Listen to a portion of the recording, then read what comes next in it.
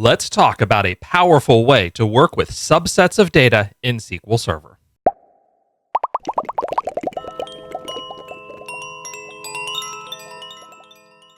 Welcome to this video on window functions. My name is Kevin Fiesel, and I am the proprietor of Galaxy Services LLC, a consulting firm which specializes in work all across the data platform space, especially SQL Server.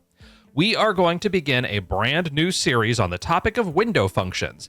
In this first video, we'll get an idea of what window functions are, so this will be primarily academic. Over the next several videos, we'll spend a lot of time getting into the different types of window functions, how best you can use them, limitations, and tuning queries that use window functions. Before we go too much further, let's jump to the classroom. The first thing I'd like to do is describe what a window function is.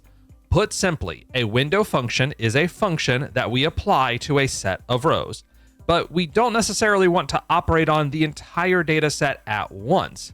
Instead, we want to operate on windows of data.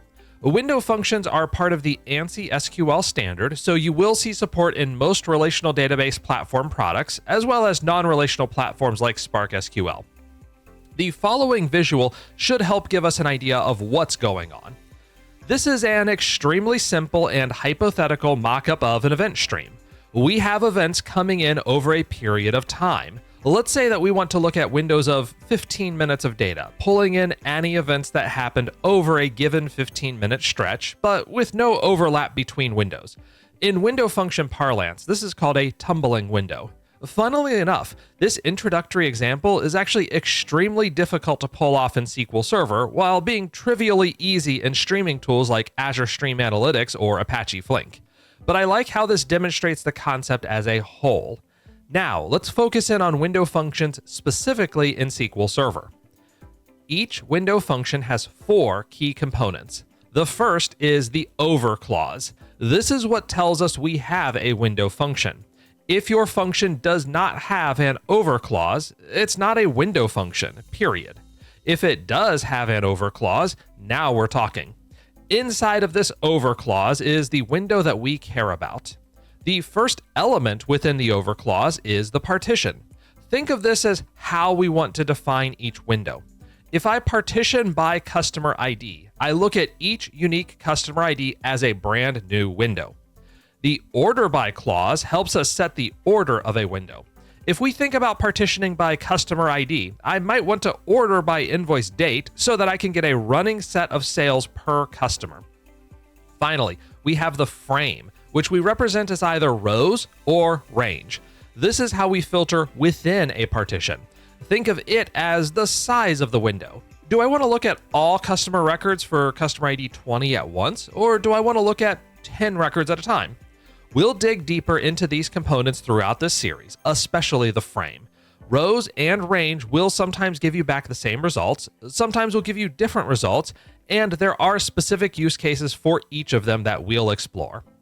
This is a hypothetical example of a generic T-SQL query. From my table called dbo.table, I want to select a couple of columns, column 1 and column 2. So far, I've described a standard query. Next, I have a function that I am calling window function.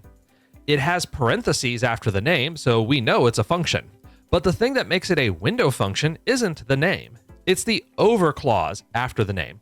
I'm harping on this now because in the next video, we'll see how certain functions can do double duty as either window or non-window functions, and their behavior is very different. Within the over clause, we first have our partition. We want to partition this by column 1.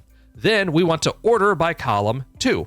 One important thing to note is that we don't need to include column 1 and column 2 as attributes to return in this query for us to use them in the window function. I could just run the window function without the 2 separate columns and it will work fine. Or I could return columns 3 and 4. The last bit of this query is the frame, where I specify rows between unbounded preceding and current row. Many people have used window functions in the past, but might get a bit confused with the frame. That's because there is a default frame on each window function in SQL Server, and for the most common use cases, the default frame works fine. But sometimes you do need to specify that frame, and we'll talk about the frame options later on in this series.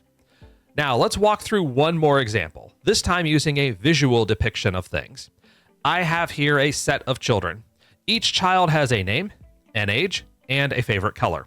Admittedly, these hypothetical children did not take color vision deficiency into account when choosing their favorite colors, so just in case you're having trouble distinguishing them, I'll note that Alvin, Beatrice, and Diana have blue as their favorite color. Charles, Edgar, George, and Hannah have orange as their favorite color, and Franny has green as her favorite color. Let's suppose I want to query this data set and operate on people by favorite color. In that case, I want to partition by color. Doing this gives us 3 separate windows of data upon which we operate. Each child shows up in exactly one window, as each child has one favorite color. If we had a data set where a child could have 2 favorite colors, a child could conceivably show up in multiple windows, one for each favorite color. The original ordering of this data set is by first name ascending, and although there is no explicit ordering in place to guarantee this, we just happen to display the partitioned data the same way. But let's suppose that, instead of ordering by name, we want to order by age ascending. To do so, we would add the order by clause to our window function and order by age ascending. That will operate on each window. So again, we have one ordered set for each partition of color. And the frame helps us understand the context of our function. We saw earlier an example with rows between unbounded preceding and current row.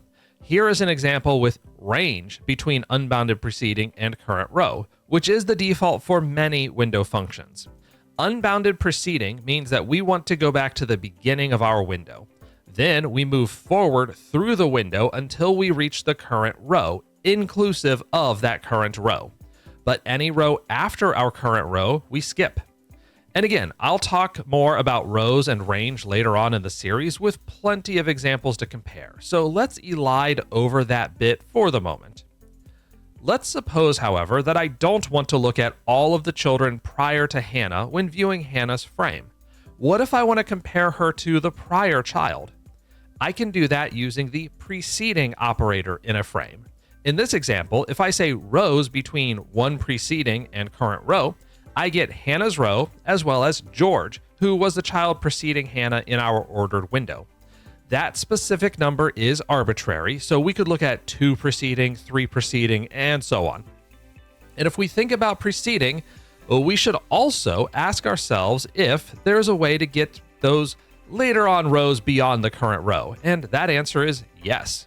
We can use the following clause, so I could look at one row preceding and one row following the current row.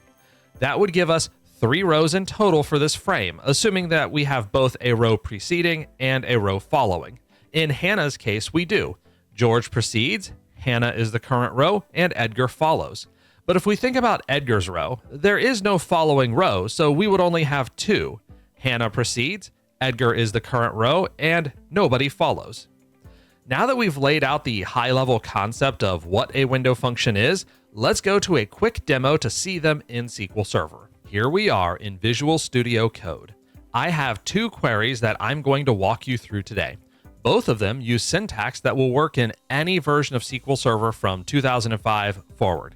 Our database is Wide World Importers, and we are going to query the customers table in the sales schema. This is as simple a demonstration of window functions as you can get.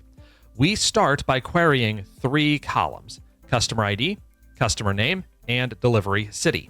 Then we use the window function that the largest percentage of database developers will be familiar with, row number. Row number generates a monotonically increasing number for each record in the window, starting from 1 and moving upward. Row number does not require a partition by clause, but it does require an order by clause, and it will give you an error if you do not include it.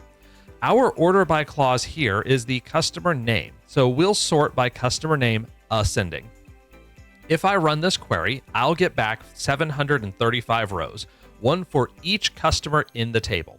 Because I am sorting by the name column, we see row num increase monotonically with respect to the name in lexicographical order. which is a fancy way of saying that we start with the first name alphabetically, assign it a value of 1, and then move on to each name in the list, incrementing the number as we go down.